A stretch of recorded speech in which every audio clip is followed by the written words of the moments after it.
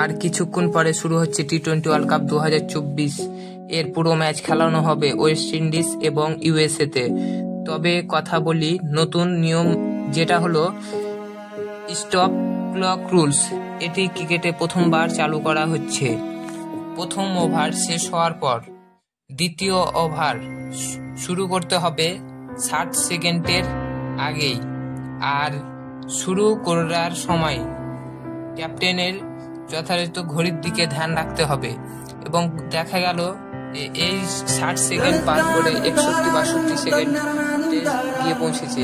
এভাবে ওই টিমকে পর 2 বার সুযোগ দেওয়া হবে এবং তৃতীয়বারের সময় সেই টিমকে এক্সট্রা 5 পয়েন্ট, অর্থাৎ ব্যাটিং টিমকে এক্সট্রা 5 রান দিতে হবে।